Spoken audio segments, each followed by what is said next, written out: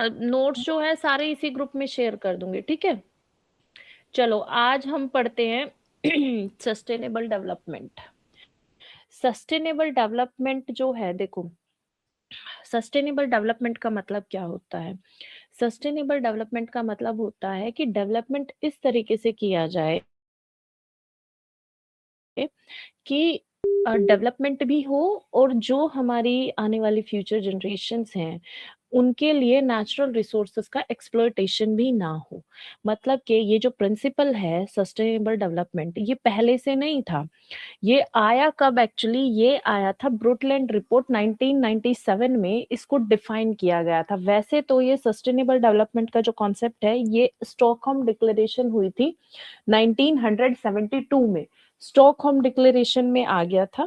लेकिन इसको पूरे तरीके से जो डिफाइन किया गया, वो किया गया ब्रुटलैंड रिपोर्ट 1997 में, जिसमें सस्टेनेबल डेवलपमेंट की डेफिनेशन दी गई और ये कहा गया कि sustainable development is development that meets the needs of the present without compromising the ability of future generations to meet their own needs. Sustainable development requires meeting the basic needs of all and extending to all opportunity to satisfy their aspirations for a better life. देखो, था क्या? Actually development हो रहा था बहुत ही rapid तरीके से, और डेवलप्ड कंट्री जो है वो तो डेवलप्ड हो चुकी थी, लेकिन जो डेवलपिंग कंट्रीज थी, विकासशील देश जो थे, वो डेवलपमेंट की तरफ आगे बढ़ रहे थे। अब जब डेवलपमेंट होता है तो नेचुरल रिसोर्सेज का एक्सप्लॉयटेशन होता ही होता है ना? पेड़ काटे जाते हैं, और जो भी ऐसी एनर्जीज हैं जैसे कि कोयला हो गया, मिनरल्स हैं, उनका उनको निकाला जाता है। तो डेवलपमेंट के लिए इतनी ज्यादा मात्रा में उनको यूज किया जा रहा था कि जो हमारा एनवायरनमेंट है वो डैमेज हो रहा था। अब देखो, अगर समझा जाए तो सबसे ज्यादा जो एनवायरनमेंट का सत्यानाश किया है वो डेवलप्ड कंट्रीज ने ही किया है। लेकिन फंसता कौन है? बेचारी जो डेवलपिंग कंट्रीज हैं वो, उनका तो अभी डेवलपमेंट नहीं हुआ है, लेकिन उनको रोक दिया जाता है in the name of environment. तो पहले तो इतनी भारी मात्रा में हर एक चीज को एक्सप्लॉइट किया गया, और जब ये लगा कि ग्लोबल वार्मिंग बढ़ रही है, एनवायरनमेंट पूरे तरीके से तहस नहस हो रहा है, तो उसको कंट्रोल करने के लिए कह दिया गया। तो डेवलपिंग कंट्रीज ने, जब स्टॉकहोम डिक्लेरेशन हुई, उस समय ये कहा कि आप तो डेवलप्ड हो गए हो, लेकिन हम कैसे कर सकते हैं? तो तब ये कॉन्सेप्ट आया सस्टेनेबल डेवलपमेंट का, कि ठीक है, आप डेवलपमेंट करिए, लेकिन डेवलपमेंट पूरे वर्ल्ड में ही इस तरीके से होना चाहिए कि डेवलपमेंट भी हो जाए, और जो आने वाली जो जनरेशन है, जो फ्यूचर जनरेशन है, उनके लिए भी जो हमारे नेचुरल रिसोर्सेज हैं या जो हेरिटेज है, वो सब बनी रहे। तो उस समय पे एजेंडा 21 आया था, और रियो डिक्लेरेशन भी हुई थी, तो उसमें इन सारी चीजों का को मेंशन किया गया। तो सस्टेनेबल डेवलपमेंट जो है, इसके ऑब्जेक्टिव क्या है? तो 3 बेसिक ऑब्जेक्टिव इसके दिए गए थे सस्टेनेबल डेवलपमेंट के। कौन कौन से थे? सॉरी। पहला ऑब्जेक्टिव था to maintain production of goods and services for development and efficiency. Goods and services को ना एफिशिएंसी और डेवलपमेंट के लिए मेंटेन करना। सेकंड प्रिंसिपल था conservation and management of natural resources, including preservation of biodiversity and maintenance of biological integrity। जो natural resources हैं, उनको इस तरीके से कंजर्व किया जाए और मैनेज किया जाए कि बायोलॉजिकल इंटीग्रिटी जो है वो मेंटेन हो। उसके बाद आता है थर्ड प्रिंसिपल। थर्ड प्रिंसिपल क्या है? थर्ड प्रिंसिपल कहता है maintenance and enhancement of the quality of life, adopting the principle of equitable distribution of wealth and material resources। मतलब यहाँ इक्विटेबल डिस्ट्रीब्यूशन के लिए कहा गया कि भाई जो ऑब्जेक्ट है सस्टेनेबल डेवलपमेंट का, वो ये है कि जो भी मटेरियल रिसोर्सेज हैं या वेल्थ है, उनका इक्विटेबल डिस्ट्रीब्यूशन होना चाहिए। मतलब इस तरीके से आप उसको मेंटेन करके चलो कि इक्वली डिवाइडेड हो। इट मींस कि इसके जो ऑब्जेक्टिव थे वो क्या कहते थे कि भाई इकोनॉमिक इकोनॉमिक भी डेवलपमेंट हो, इन्वायरमेंट भी बचा रहे और सोशल ऑब्जेक्टिव भी फुलफिल हो जाए।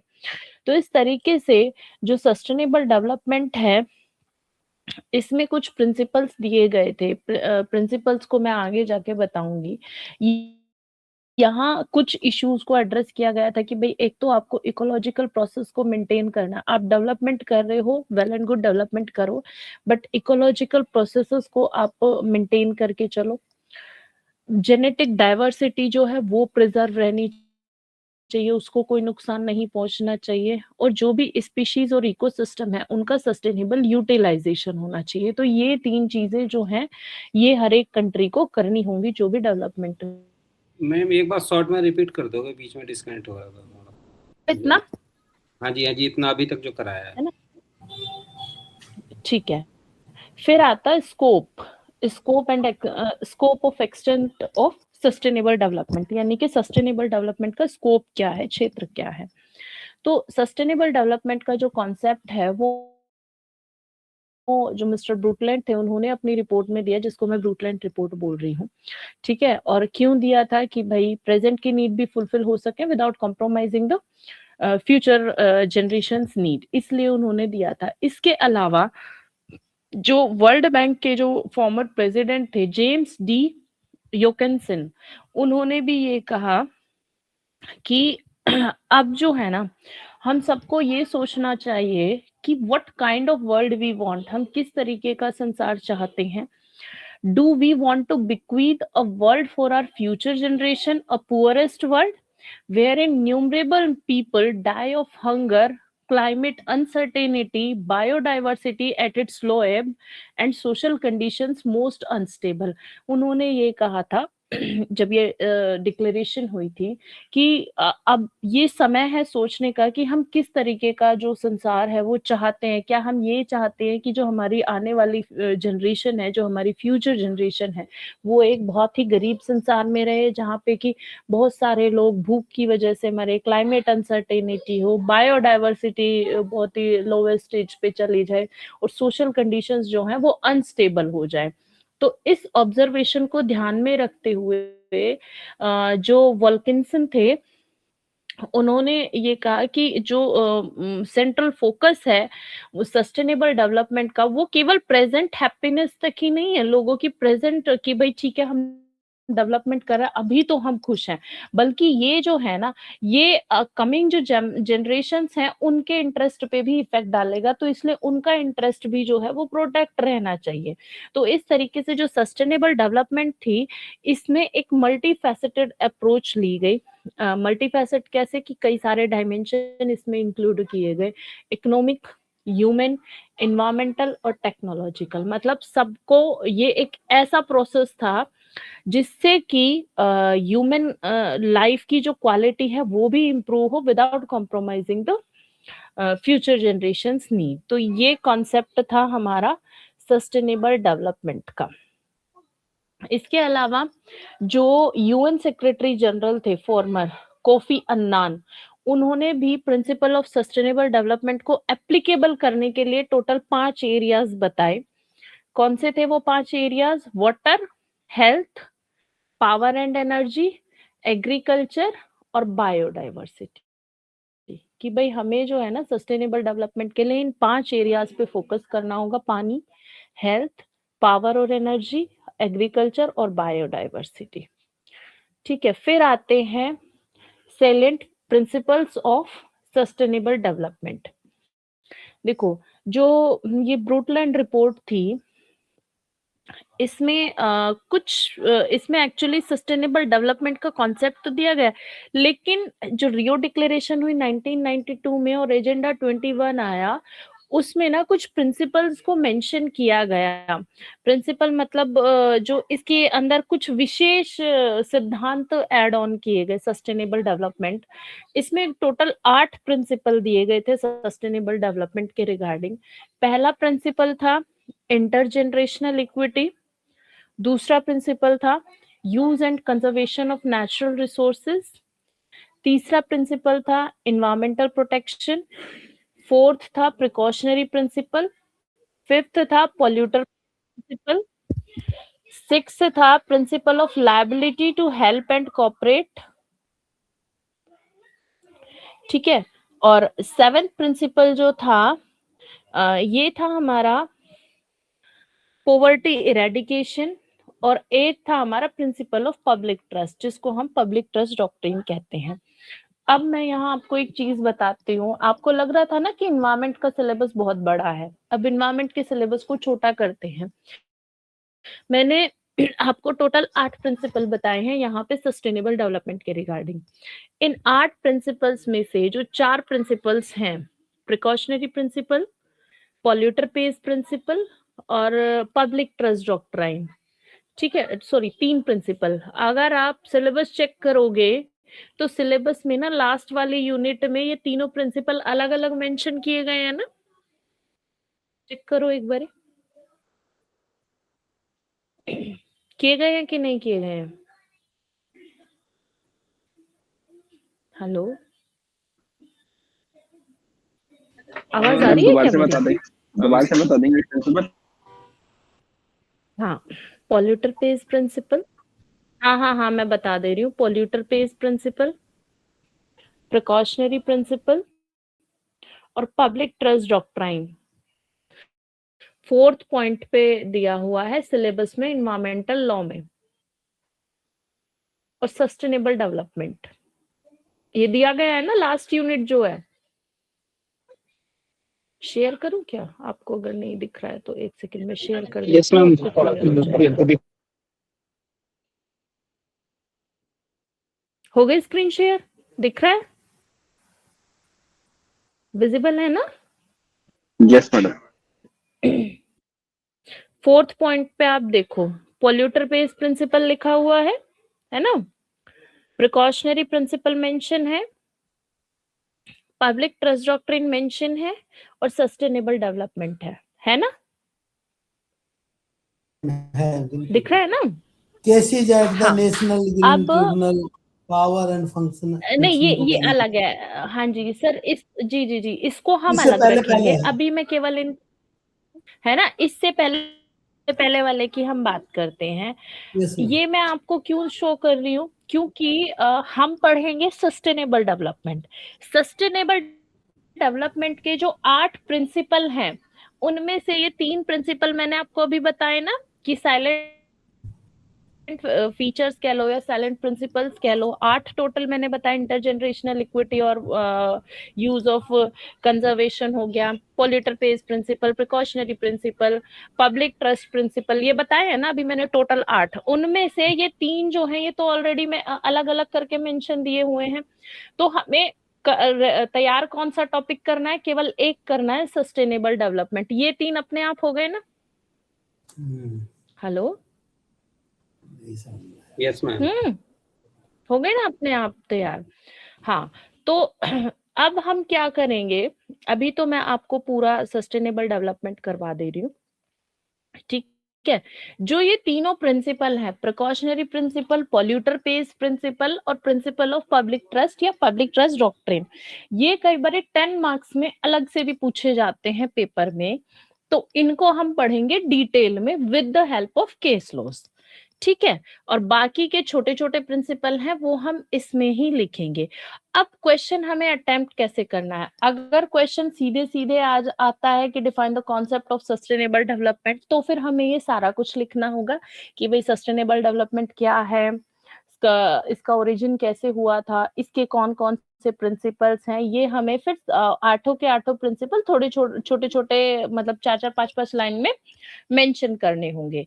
और अगर अकेला पूछा जाता है कि discuss the public trust doctrine या डिफाइन प्रिकॉशनरी प्रिंसिपल या डिफाइन पब्लिक ट्रस्ट डॉक्ट्रिन, तो ये जो पब्लिक ट्रस्ट डॉक्ट्रिन हो गया, पॉल्यूटर पेज प्रिंसिपल हो गया और प्रिकॉशनरी प्रिंसिपल हो गया, जिस तरीके से पूछा जाएगा 10 मार्क्स में आएगा या इसके साथ आएगा, उसी के अकॉर्डिंगली हमें अपने आंसर को ना मॉडिफाई करना होगा, ठीक है। समझ आई मेरी बात? मैं क्या कहना चाह रही हूँ? Yes ma'am. ठीक है, अब पढ़ते हैं हम। सबसे पहला प्रिंसिपल है इंटरजेनरेशनल इक्विटी। इंटरजेनरेशनल इक्विटी क्या कहता है?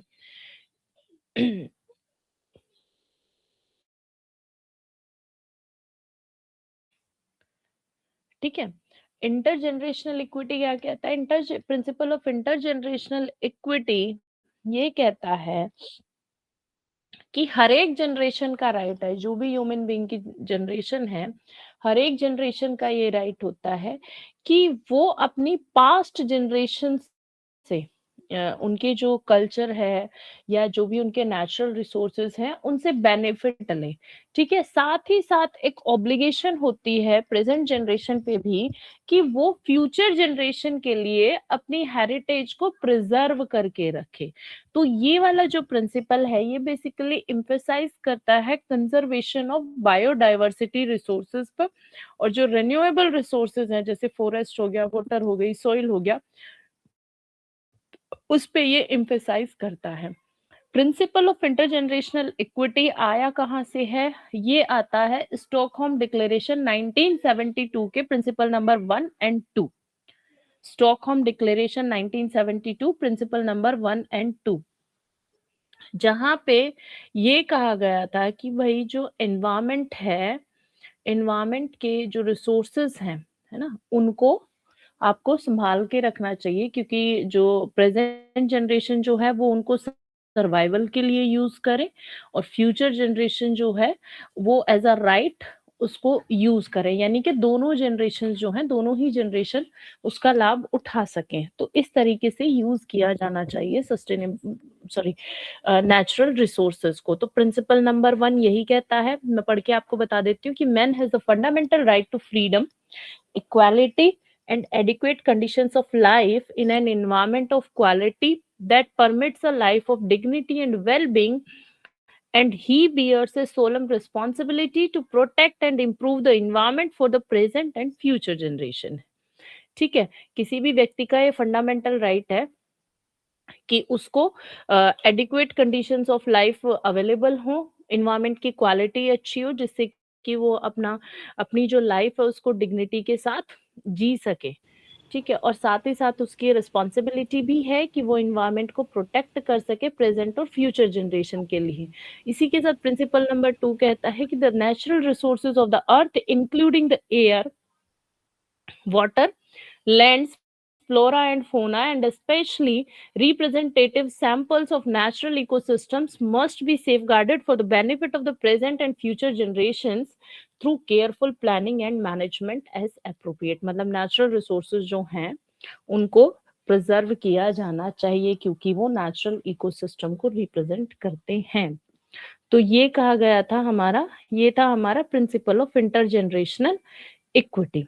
उसके बाद नेक्स्ट आता है, ये ऑलमोस्ट सेम ही प्रिंसिपल है, बस इनके नाम ही चेंज है। फिर आता है हमारा use and conservation of natural resources. Use and conservation of natural resources, ये वाला जो प्रिंसिपल है ये कहता है कि भाई देखो, जो अर्थ है, अर्थ के पास जो नेचुरल रिसोर्सेज हैं वो सीमित मात्रा में होते हैं, तो उनका कंजर्वेशन किया जाना चाहिए और उनको बहुत ही माइंडफुली यूज किया जाना चाहिए। ऐसा नहीं होना चाहिए कि आप उनको एकदम से एक्सप्लॉइट ही कर दो, और जो नेचुरल रिसोर्सेज है वो ऑलरेडी डिप्लीट हो रही हैं due to poverty, over population, urbanisation या इंडस्ट्रियलाइजेशन के कारण। इसलिए अब जो बचे हैं उनको प्रिजर्व करके रखो, बहुत ही ध्यान से उनको यूज करो, ताकि जो आने वाली जनरेशन है वो भी इन नेचुरल रिसोर्सेज का लाभ उठा सके।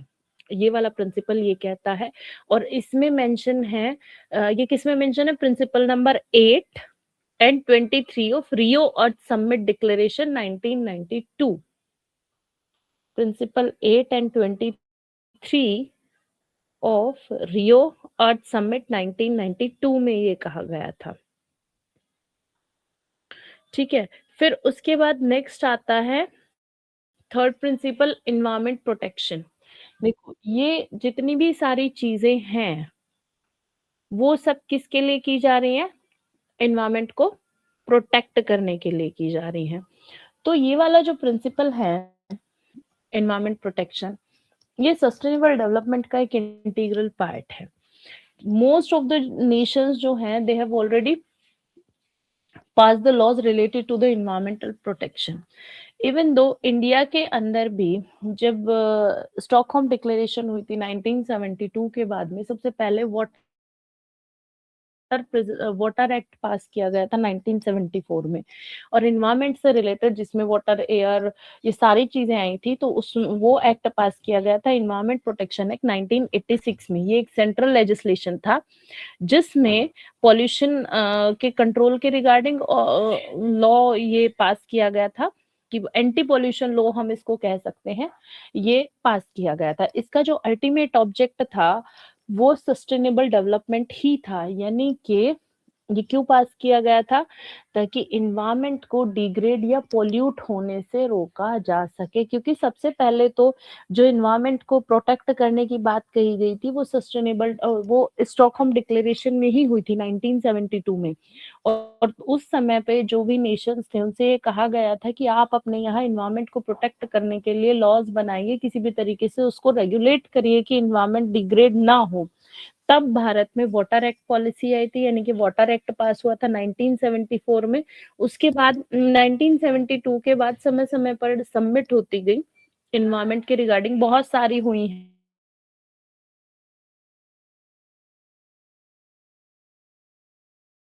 लेकिन जो इम्पोर्टेंट थी वो रियो डिक्लेरेशन भी बहुत इम्पोर्टेंट थी, अर्थ समिट इम्पोर्टेंट थी। तो इसीलिए क्योंकि इंटरनेशनल प्रेशर पड़ रहा था इंडिया के ऊपर भी, तो इन्वायरमेंट प्रोटेक्शन एक्ट उसी की वजह से पास किया गया। क्लियर? आगे बढ़ो। Yes ma'am.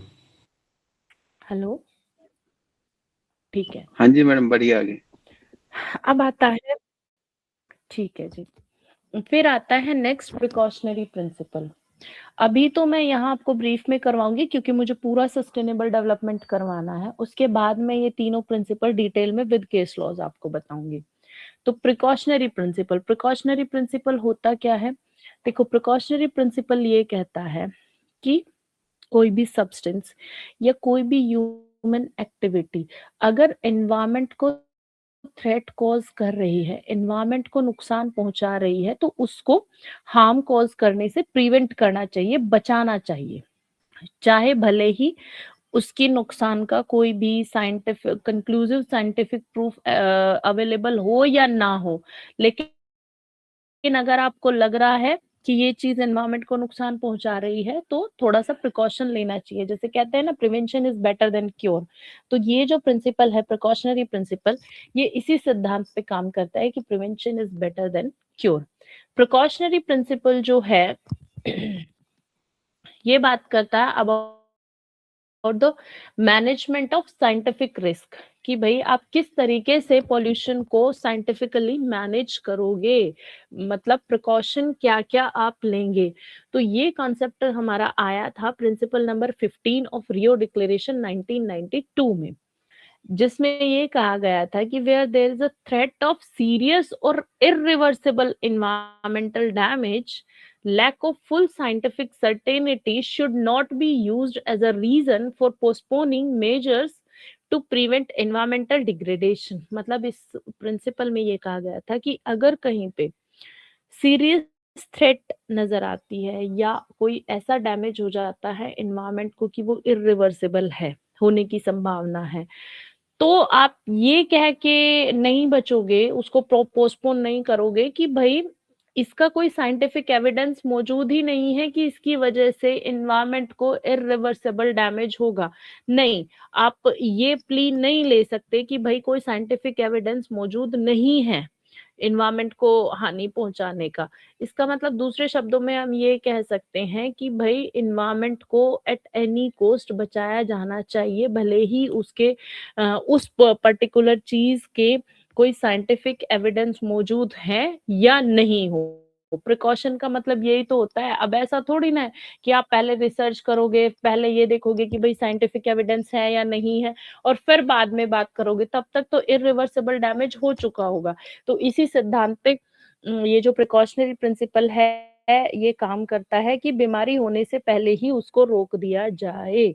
ये प्रिंसिपल इस बारे में बात करता है, प्रिकॉशनरी प्रिंसिपल। ये हमारा और कहाँ मेंशन है? Principle number 15 of Rio declaration 1992, principle number 6 of Stockholm declaration 1972। अच्छा, स्टॉकहोम डिक्लेरेशन में जो ये प्रिंसिपल नंबर 6 था, यानी कि प्रिकॉशनरी प्रिंसिपल, इसको कहा गया था assimilative capacity principle. Assimilative capacity principle same है। रियो डिक्लेरेशन के प्रिंसिपल नंबर 15 में इसको प्रिकॉशनरी प्रिंसिपल कहा गया, और स्टॉकहोम डिक्लेरेशन 1972 के प्रिंसिपल नंबर 6 में इसको एसिमिलेटिव कैपेसिटी प्रिंसिपल कहा गया।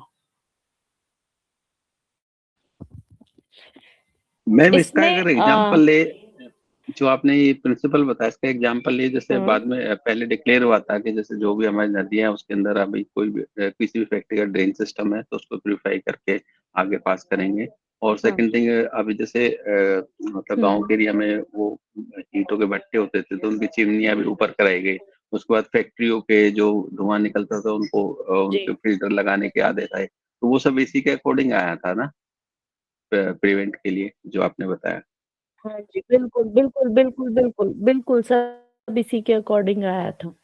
एक्चुअली इससे पहले पूरी दुनिया में कभी इन्वायरमेंट प्रोटेक्शन की बात ही नहीं हुई थी, इसी से हुई थी। पूरा वर्ल्ड अवेयर हुआ था वो इस स्टॉकहोम डिक्लेरेशन के बाद ही हुआ था कि अच्छा हाँ ये भी हो रहा है, ठीक है ना। अच्छा, इसमें कुछ केस लॉज हैं, केस लॉज मैं आपको डिटेल में करवाऊंगी बाद में, पहले हम इसको पूरा कर लेते हैं जितने भी प्रिंसिपल्स हैं, क्योंकि फिर एक चैप्टर हमारा एक टॉपिक कंप्लीट हो जाएगा। नेक्स्ट आता है polluter pays principle. Polluter pays principle क्या कहता है? पॉल्यूटर पेज प्रिंसिपल ये कहता है कि जो भी इंडस्ट्री है या कोई भी चीज है या कोई भी पर्सन है या कोई भी एंटिटी है जो एनवायरमेंट को डैमेज करेगी उसको पे करना पड़ेगा।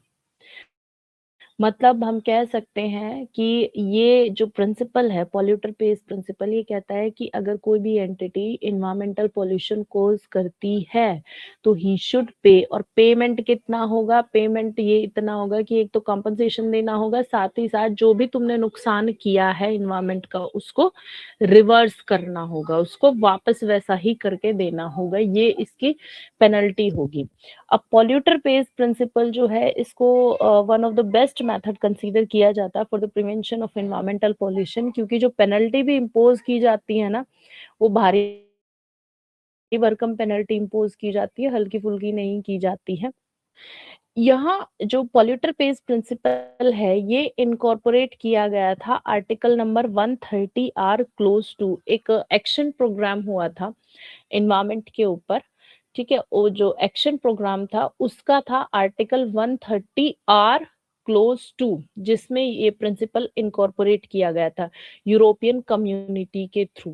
इसमें कहा गया था कि preventive action is always preferable to remedial action. मतलब शुरुआत में तो आप प्रिकॉशनरी प्रिंसिपल ही एप्लीकेबल करोगे, प्रिकॉशनल ही लोगे। दूसरी पॉइंट इसमें ये था कि environmental damage should be rectified at source, उसको रेक्टिफाई किया जाना चाहिए। तीसरा था the polluter should pay the cost of the measures taken to protect and preserve the environment. फिर था environmental policies should be a component of the European Communities other policies. मतलब कि ये जो पॉल्यूटर पेज प्रिंसिपल था इसको sustainable development का एक इंटीग्रल पार्ट माना गया, लेकिन ये आया कहाँ से था? ये आया था यूरोपियन कम्युनिटी के एक्शन प्रोग्राम से, वहां से ये आया था, ठीक है। और फिर इसको सस्टेनेबल डेवलपमेंट का भी पार्ट माना गया इंटरनेशनल कम्युनिटी के थ्रू। और इसको फिर 1992 में जो रियो डिक्लेरेशन हुई थी, Rio declaration of earth Summit 1992, उसके प्रिंसिपल नंबर 16 में इसको इंट्रोड्यूस किया गया। कहता क्या है इसका प्रिंसिपल नंबर 16? ये कहता है कि internationalisation of environmental cost and the use of economic instruments taking into account the approach that the polluter should in principle bear the cost of pollution with due regard to the public trust and without distorting international trade and investment. ये इस principal में कहा गया था, principle number 16 में, कि भाई जो पोल्यूटर है वो कोस्ट बेयर करेगा जो भी उसने इन्वायरमेंट को नुकसान पहुंचाया, because it is the interest of public और बिना किसी इंटरनेशनल ट्रेड और इन्वेस्टमेंट को डिस्टॉर्ट किए हुए। इंडिया के अंदर भी ये आया था, वो केसेस भी हम डिस्कस करेंगे। तो इसको पूरे तरीके से एक्सेप्ट कर लिया गया सस्टेनेबल डेवलपमेंट के अंदर। इंडिया में ये जो केस ये जो प्रिंसिपल इंट्रोड्यूस किया गया था, ये किया गया था एमसी मेहता वर्सेस कमलनाथ के केस से।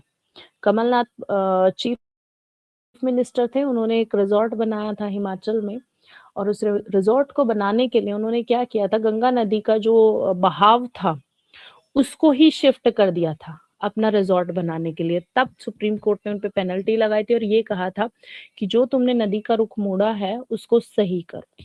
ये सबसे पहला केस था पॉल्यूटर पेज प्रिंसिपल का। क्लियर? Yes madam. हेलो। अच्छा, फिर आता है next principle two of liability to help and cooperate. ये जो प्रिंसिपल है ये रियो डिक्लेरेशन 1992 में इनकॉर्पोरेट किया गया। ये कहता है कि जो स्टेट्स हैं जितने भी, they should cooperate to strengthen indigenous capacity building for sustainable development. मतलब कि जो स्टेट्स हैं वो आपस में कोऑपरेट करेंगे कि जो भी उनकी इंडिजिनस कैपेसिटी है, मतलब जो भी उनके पास रिसोर्सेज हैं या जो भी स्वदेशी उन्होंने टेक्नोलॉजी विकसित की है एनवायरनमेंट को प्रोटेक्ट करने के लिए, आपस में एक दूसरे के साथ शेयर करेंगे, एक दूसरे के को कोऑपरेट करेंगे, एक दूसरे की साइंटिफिक अंडरस्टैंडिंग को समझने में हेल्प करेंगे, डेवलपमेंट में हेल्प करेंगे और टेक्नोलॉजीज को शेयर करेंगे। जो भी इनोवेशंस उन्होंने की हैं, जो भी नई टेक्नोलॉजी आई है उसको ट्रांसफर करेंगे। ये प्रिंसिपल ये कहता है।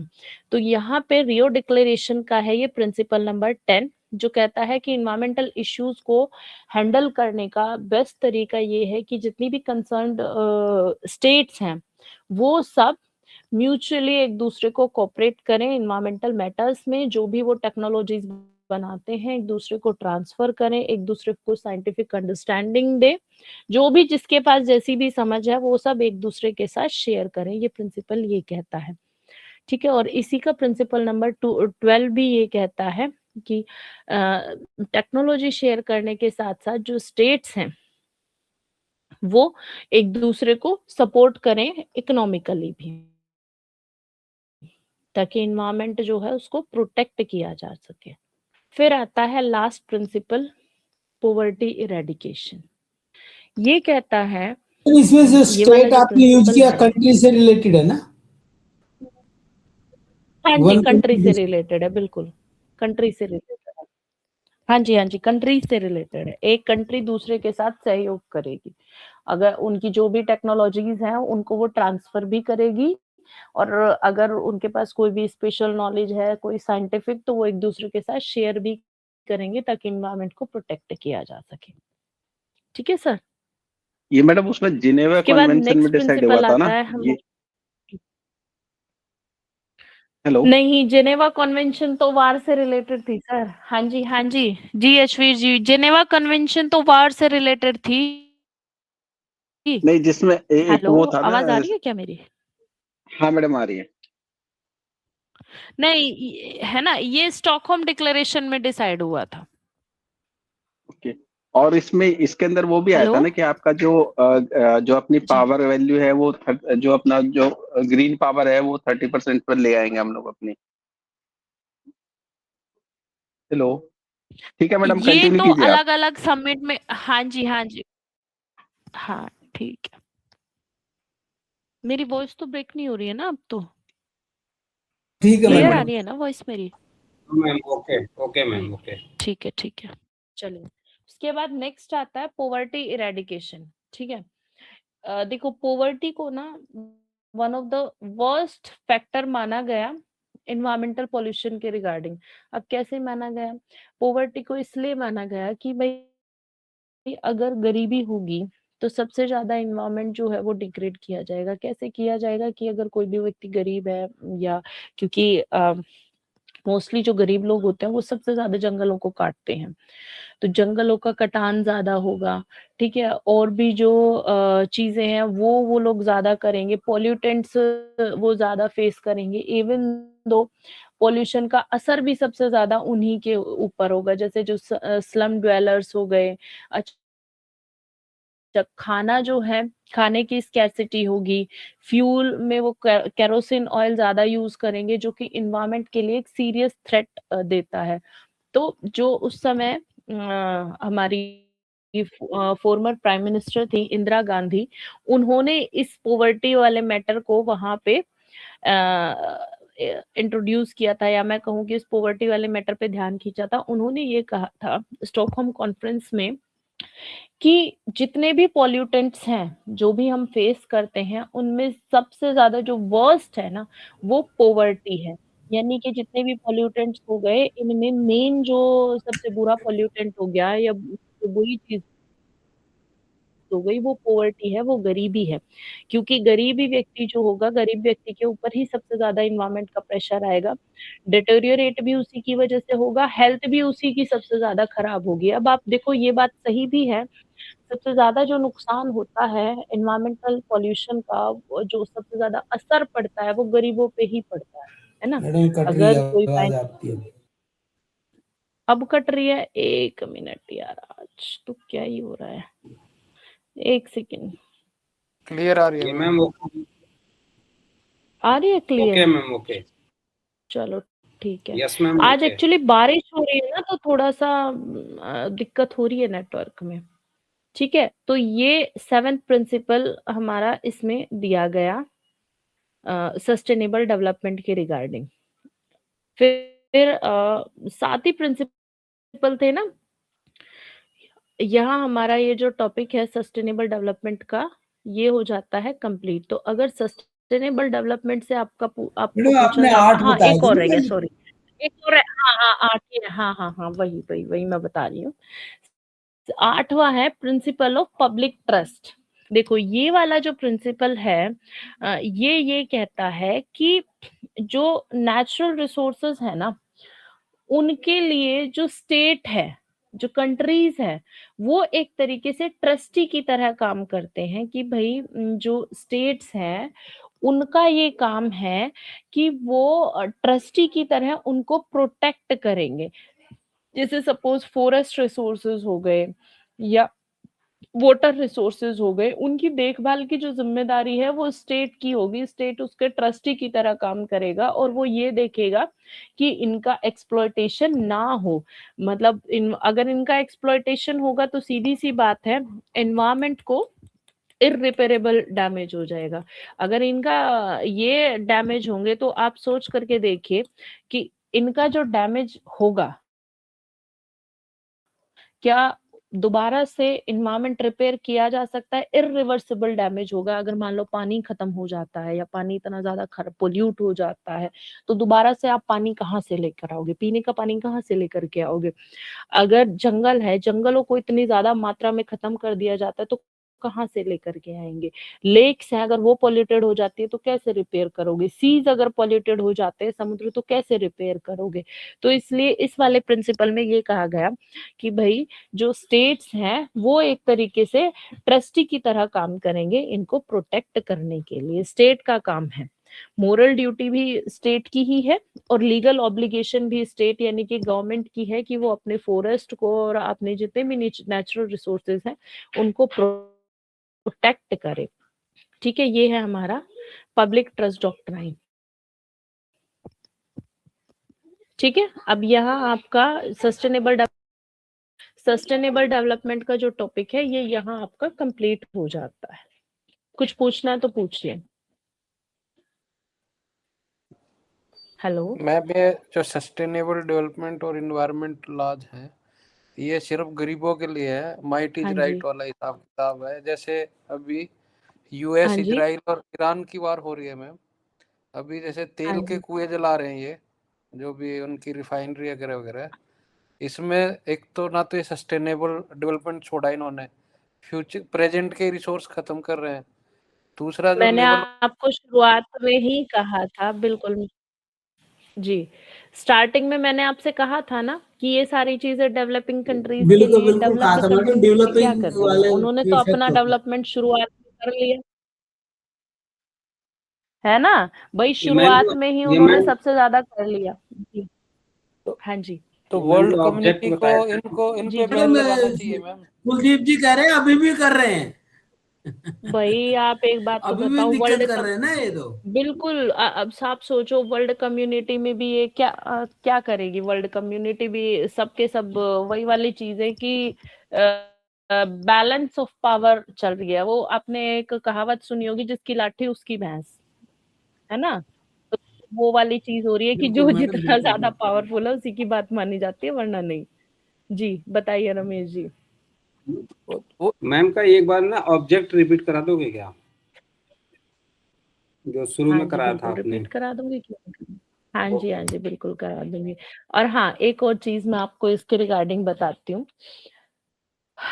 सस्टेनेबल डेवलपमेंट की बात करी जाती है, ठीक है, डेवलपिंग कंट्रीज पे ही ये सारी चीजें एप्लीकेबल होती हैं, लेकिन आप सोच करके देखिए कि सबसे ज्यादा जो कार्बन डाइऑक्साइड रिलीज होती है वो यूएसए और चाइना के थ्रू होती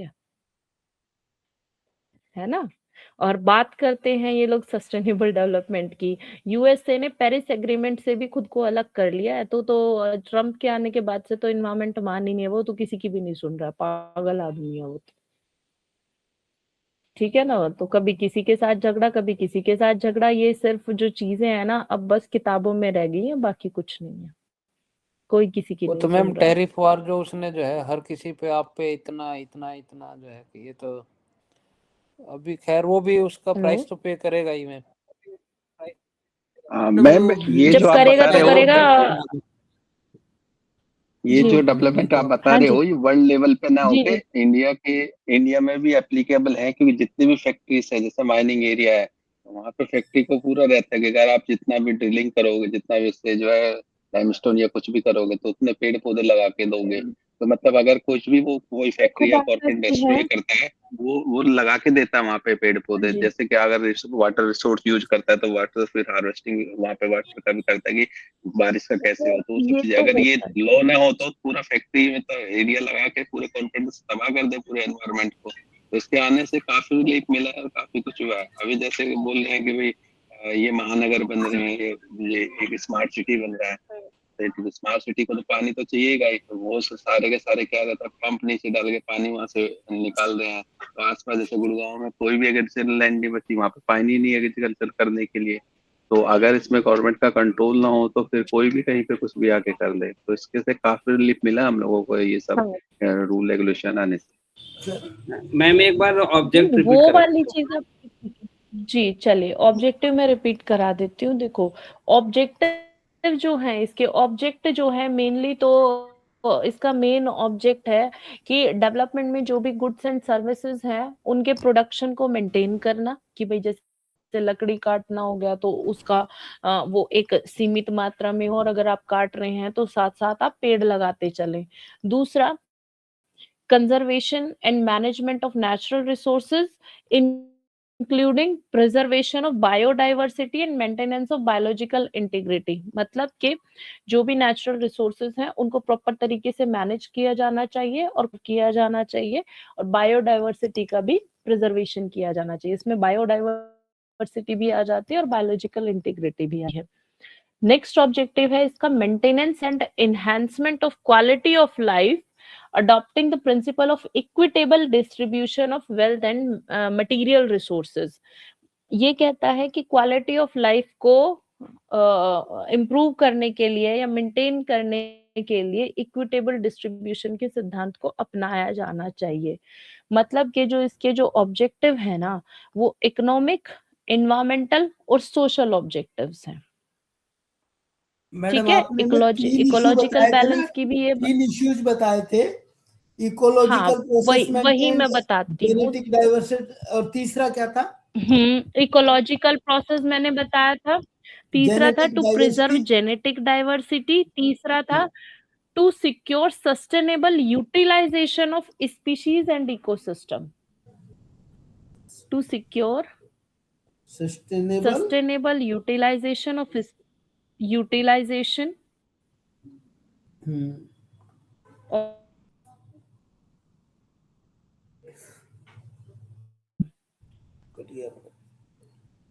हो गया। ठीक है, ये मेन 3 ऑब्जेक्टिव है। एक मिनट, थर्ड दोबारा बताना madam. To secure sustainable to utilization, secure sustainable utilisation of species, प्रजातियां, species and ecosystem. Thank you madam. ठीक है,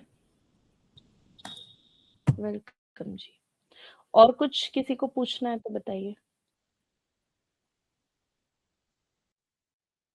अच्छा, एक और चीज बताइए, नोट्स मैं आपको शॉर्ट करके दूं या मतलब प्रॉपर लेंथ में ही दूं? लॉन्ग मैडम प्रॉपर में दे दीजिए प्रॉपर ही मैडम। दीजिए, उसी से हम पढ़ लेंगे बस। प्रॉपर ठीक ही है, ठीक दीजिए है, मैडम। प्रॉपर में ही दे देते। ठीक है, ठीक है, प्रॉपर दे देते। ठीक है, कुछ बोलेंगे कुछ याद रह जाएगा। हाँ हाँ हाँ हाँ हाँ, ठीक है, ठीक है, बिल्कुल प्रॉपर में दे दूंगी। ठीक है जी जी जी। ठीक चलिए, है अब नेक्स्ट वाली क्लास में ना मैं आपको precautionary principle, polluter pays principle और पब्लिक ट्रस्ट डॉक्ट्राइन, इनको विद केस लॉज कराऊंगी, तो आपका ये वाली जो यूनिट है ये कंप्लीट हो जाएगी। और कोशिश करूंगी एनजीटी भी करा दूं, फिर बस हमें एक्ट रह जाएंगे हमारे।